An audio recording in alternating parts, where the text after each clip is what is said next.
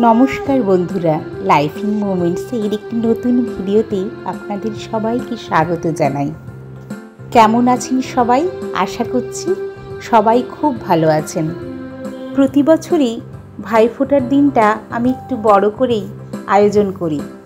প্রথমত আমার মেয়ে তো ছেলেকে ফোঁটা দেবেই, সেই সঙ্গে আমার দাদার ছেলেকেও, আর সেই সঙ্গে দাদাও কাছে থাকায় আমারও সৌভাগ্য প্রতি বছর ওর কপালে ফোঁটা দিতে পারি। তাই ভাইফোঁটার আয়োজনের তো একটা প্রস্তুতি দরকার।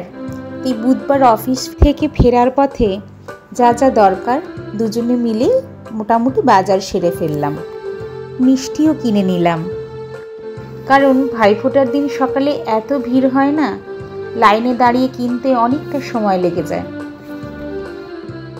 এখন একটা সুবিধেও আছে, বাড়িতে ঠাকুরের জন্য আলাদা ফ্রিজ থাকায় আমরা এই মিষ্টি, ফুল, ফল এগুলো রেখে দিতে পারি, সুবিধেই হয়।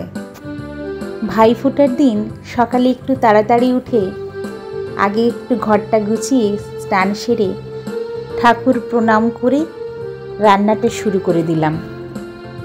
আমি বৃহস্পতিবারই ভাইফোঁটার আয়োজন করেছিলাম, কারণ দাদার ওদিন ছুটি ছিল। তাই ভাবলাম ভালোই হবে, সবাই একসাথে ওদিন একটু এনজয় করতে পারবো। অন্য দিক থেকে বৃহস্পতিবার একটু সমস্যাও বলতে পারেন এইসব সেলিব্রেশনের জন্য, কারণ বৃহস্পতিবার আমার মায়ের বাড়িতে ওরা সম্পূর্ণভাবে ভেজ খায়, আর মা বারবার করে বলে দিয়েছে কেন ভেজ করিস, এটা আবার কার্তিক মাস। তাই মার কথা তো ফেলতে পারলাম না। তাই জলখাবারে ঠিক করলাম লুচি, আলু ভাজা, বেগুন ভাজা আর নারকেল দিয়ে একটু ছোলার ডাল করব। বাঙালি বাড়িতে অনুষ্ঠানের দিন লুচি না হলে যেন মনে হয় কি একটা হয়নি, যতই অন্য কিছু রান্না করি।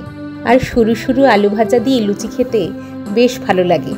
আর এটা মেনলি করেছি বাচ্চাদের কথা মাথায় রেখে, ওরা যদি ছোলার ডাল খেতে ভালো না বাসে। রিক আবার দাদাকে জিজ্ঞেস করেছে, পিসিমণি লুচির সাথে কি করেছে? দাদা যখন বলেছে ছোলার ডাল, তখন বলে আমি তো ছোলার ডাল খেতে ভালোবাসি না, কিন্তু খাওয়ার পরে ওর বেশ ভালো লেগেছিল, সেটা আমায় বলে। খুব সুন্দর খেতে হয়েছে পিসিমণি। তখনও দাদা আর রিক এসে পৌঁছয়নি। আমি তাই যতটা তাড়াতাড়ি সম্ভব একটু লাঞ্চের প্রিপারেশনটা এগিয়ে রাখার চেষ্টা করছি, না হলে অনেকটাই দেরি হয়ে যাবে, একা হাতে তো। লাঞ্চের মেনু তখনও পুরোপুরি কি হবে ডিসাইড করে উঠতে পারিনি, যা মোটামুটি ছিল সেটাই করার চেষ্টা করছিলাম। ফুলকপি, গাজর, বিনস এগুলো দিয়ে মুগ ডাল, এই ভেজ ডালটা খেতে বেশ ভালো লাগে নিরামিষে। সঙ্গে ছিল পটল পোস্ত, গোটা গোটা পটল একটু ভালো করে ভেজে নিয়ে তিল, পোস্ত, কাঁচা লঙ্কা আর সামান্য একটু নারকেল দিয়ে এই প্রিপারেশনটা করেছিলাম। একটু অন্য রকমের হবে, খেতেও ভালো লাগবে। আর সঙ্গে করেছিলাম আচারি বেগুন। এটা এত তাড়াতাড়ি হয়ে যায় আর নিরামিষের দিনে বেশ ভালো লাগে খেতে। বেগুনটা একটু ভালো করে ভেজে নিয়ে টমেটো, কাঁচা লঙ্কা, সামান্য একটু দই দিয়ে একটু ভাজা মশলা মিশিয়ে দিলেই একেবারে রেডি। তখন প্রায় ওই 10:30 বাজে দাদা আর রিক এলো। সব অ্যারেঞ্জমেন্ট করাই ছিল, শুধু লুচিটা ভাজতে হতো। তাই মাকে ডাকলাম, মা লুচিটা বেলে দিল আর আমি লুচিটা ভেজে ফেললাম তাড়াতাড়ি করে। কিন্তু এদিকে আমাকে তো একটু রেডি হতে হবে। আমি তাই মেয়েকে বললাম মিষ্টির প্লেটটা সাজিয়ে নিতে। আজ প্রায় যত বছর বিয়ে হয়েছে, বছর 15 তো হয়েই গেল, প্রথম বছর থেকেই সেই একই অ্যারেঞ্জমেন্ট আমি নিজের হাতে সমালতালে করে যাচ্ছি। এই রান্নাবান্না করে সবাইকে খাওয়ানো, এটা শুধুমাত্র একটা প্যাশন নয়, একটা থেরাপিও বলতে পারেন আমার কাছে। ও যত রকমের মিষ্টি ছিল সব মিষ্টি দিয়ে দিয়েছে। বাচ্চাদেরকেও না এরকম ছোট ছোট কাজে ইনভলভ করলে ওরাও এখান থেকে অনেক কিছু শেখে। হয়তো প্রথমে ভুল হবে ঠিকই, কিন্তু সেই ভুল থেকেই সব কিছু শিখে যাবে আস্তে আস্তে। এবছর তো শুধু আমি আমার দাদাকেই ফোঁটা দিয়েছি, অন্য বছর আমার অনেক ভাইরাও আসে, আমার মাসির ছেলে, আমার কাকুর 2 ছেলে। ভাইফোঁটার দিন আমার বাড়ি একেবারে জমজমাট থাকে। এবছর ওদেরকে একটু মিস করছি। একজন তো চাকরি সূত্রে দেশের বাইরেই থাকে, আর কাকুর 2 ছেলে আসতে পারেননি, কারণ আগের বছরই কাকু এক্সপায়ার করেছেন, তাই 1 বছর ওদের ফোঁটা নেওয়ার নিয়ম নেই। এই মুহূর্তগুলো কি সুন্দর না? এই ভাইফোঁটার দিনটা আমাদের বাঙালি পরিবারের কাছে খুব প্রিয় একটা দিন। ভাই বোনেদের মধ্যে যে এক মিষ্টি বন্ধনের সম্পর্ক অটুট থাকুক সারা জীবন, এই কামনা করি।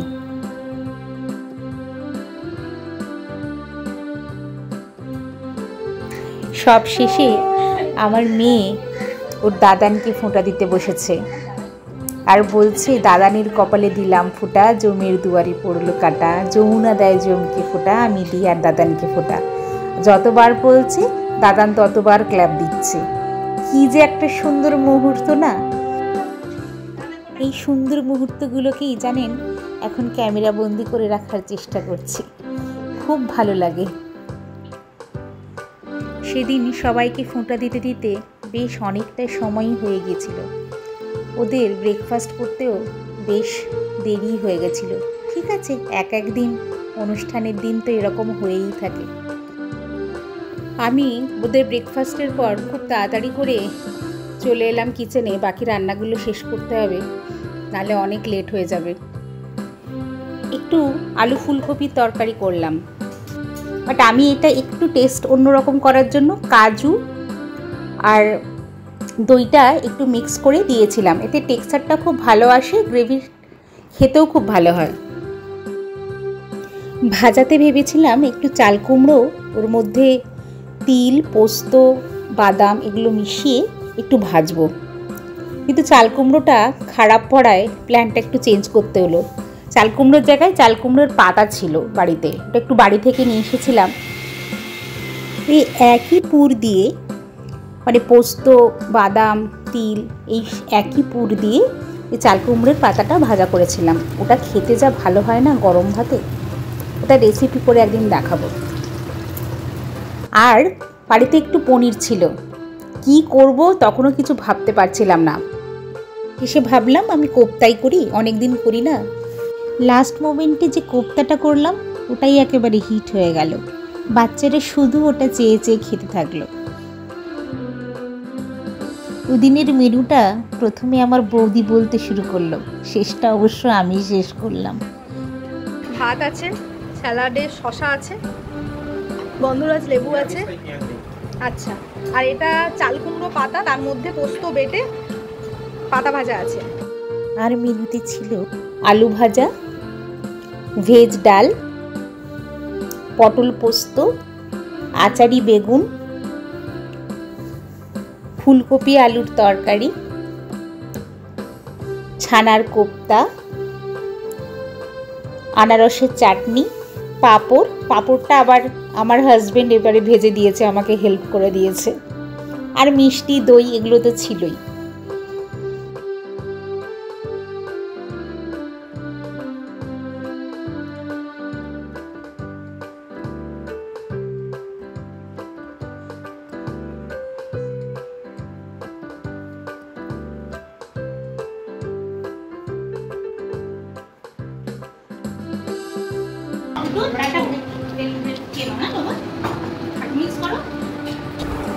স্পুন দিয়ে এখানে খাওয়া চলছে।